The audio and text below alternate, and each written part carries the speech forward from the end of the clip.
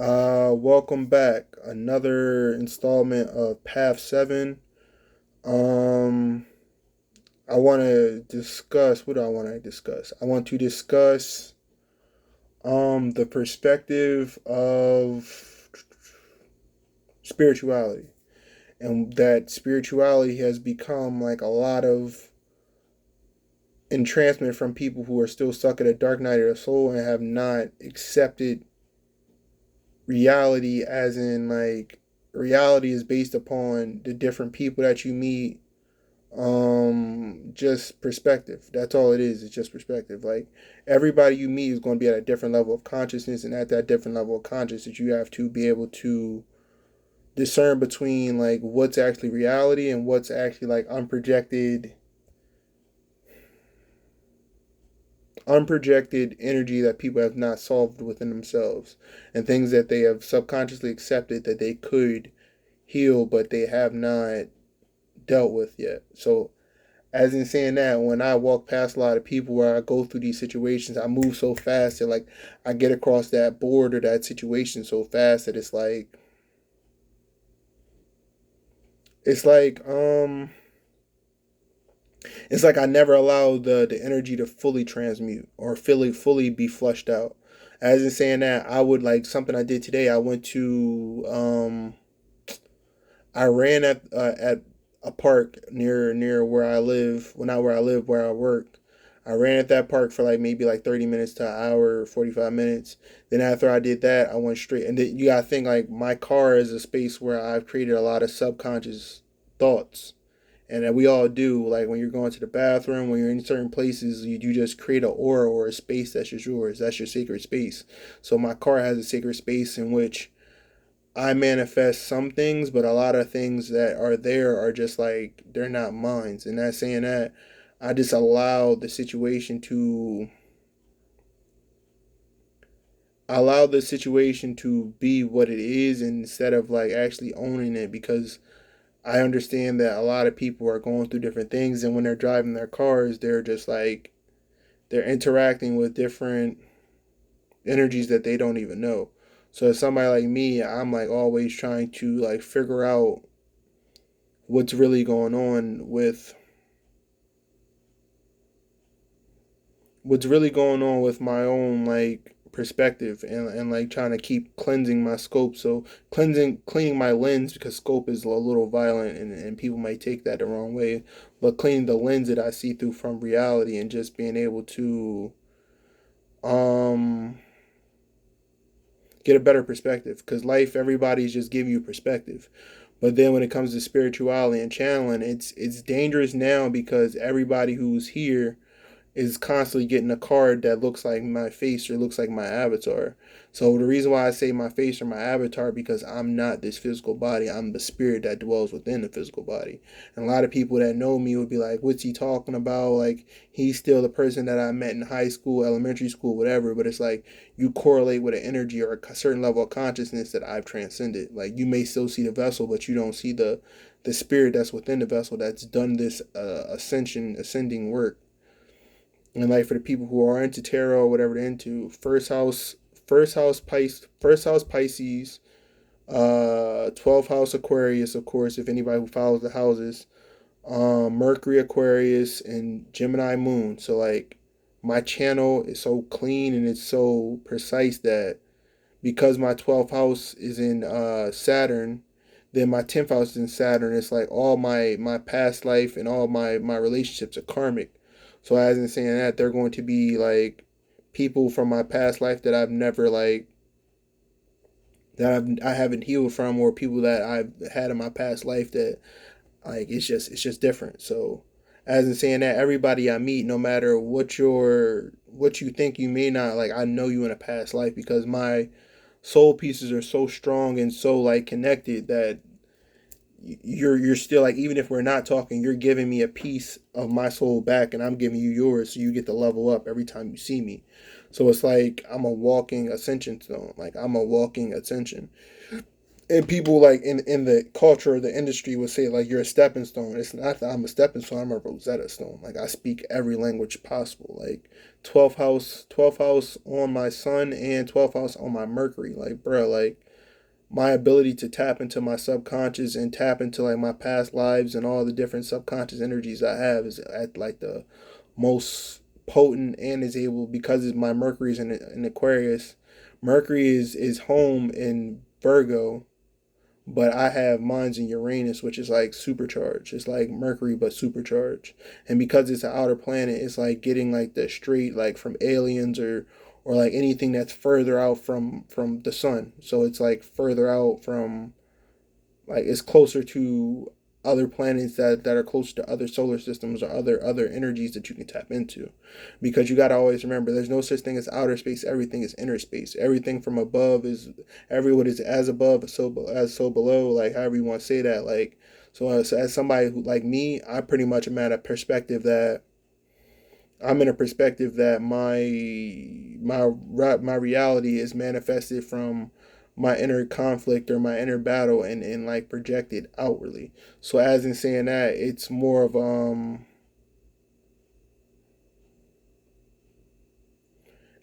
of just like realizing that my reality and everything that I see from outside of my physical vessel is still created from you internally. So there's no such thing for me as going outer space. You only go to inner space, and the more and more you develop your inner space, the more light you can channel. Meaning you progress more darkness to turn that into light. So darkness is the purest, most highest vibration until you like process it and it becomes like knowledge, which is light, which is simple. Like anybody who knows anything knows that, and it's not like I'm speaking deep. That's just common knowledge. Like I'm not deep. I just have a lot of common sense, and because we're going through such times of different timelines and we're jumping so many different perspectives, you have to like be really able to discern and identify with which lifetime you're in, because in that moment you may be you, but you're living, you have the consciousness that's active at that moment may be like yourself from 2017. For me, a lot of the things that I've been dealing with has been like my beginning of my ascension, which was 2015 to about like 2022. But I've always had this level of consciousness since I was like a kid. So it's like the more and more they try to like flush me or what's it or way back me or whatever the term is, because there's certain people that know exactly what I'm saying. It's like they're almost like damaging or messing up themselves, because the more and more you connect me with my inner child, the more and more I can pick up the light codes that I left for myself as when I was 6 years old, and those memories are going to help me tap into my subconscious mind at a higher state. Excuse me, just chilling, transmuting. But it's just one of those things you have to be able to discern, and then mostly the thing that you want to discern the most is just you want to be able to realize that hold on, I'm getting interference. You want to be able to discern between, yeah, it's already going too much interference. But shit, I wish I could pull that back. Give me a second.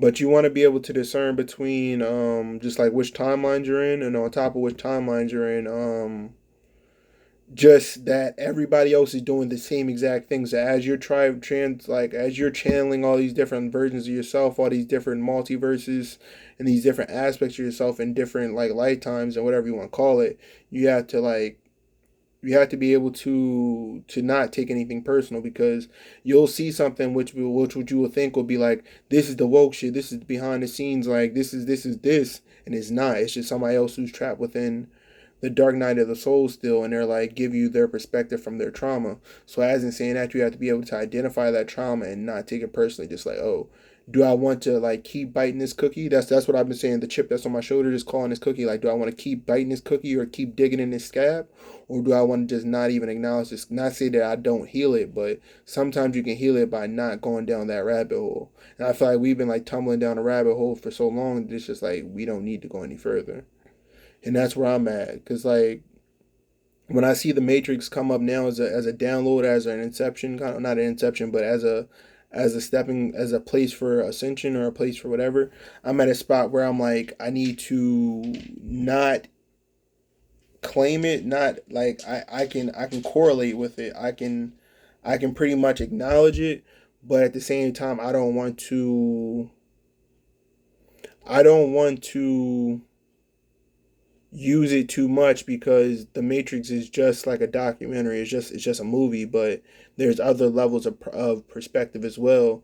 And that perspective that I'm thinking of is actually like Inception as well, or Reminiscence. That's what I feel like I'm at. I feel like a lot of people who are under like different levels of programming, like you may, yeah, like your physical body may be here, but you may be in some kind of deep like trance state, and you're thinking about it, you're supposed to, like, the further you awaken, you further you go through like the process of saying like, I'm actually in a simulation. If you're in a simulation, you have to be like, you have to get to the point of realizing that you don't take your body with you. You actually travel with your soul. But the whole point of life is to ascend with the body and not with just the soul. So like a lot of people, they're like, I'm woke, blah blah blah. No, unless you ascend, until you ascend with the body, meaning until you can have this experience and take your body with you and not like be passing out all over the place and leaving your body in different places, because that's what a lot of us do unconsciously. We like pretty much go on astral travel trips and we leave our body there and we just trip.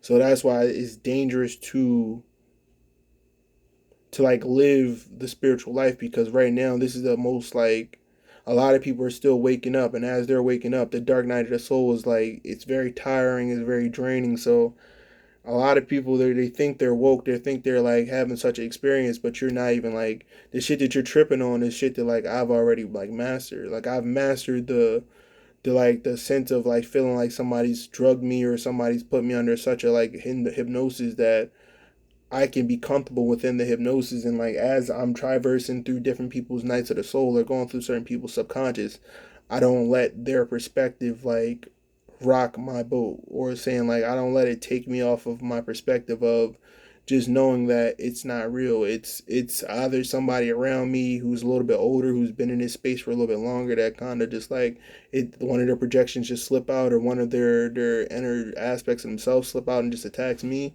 And it's just like I can't take it personal. Like with me, I have a lot of like childhood trauma. So as in saying that, like a lot of the things that I'm dealing with is like more of like my lower chakras have been like imparted. So like a lot of people who think they're handicapped, you're not handicapped. You're just having like a kundalini experience in which you just never healed your lower chakras. So you never healed your past life and your spaces in time that left you segmented, and you never really like healed it. That's why like what's his name? Aaron Rodgers had that ayahuasca trip, and he's saying like it freed his perspective. It helped him get enlightenment and see different parts of reality that allows him to ascend. And I think like a lot of people should try like just different, even if you just do alcohol, learn how to use alcohol as a medium and not actual as a crutch.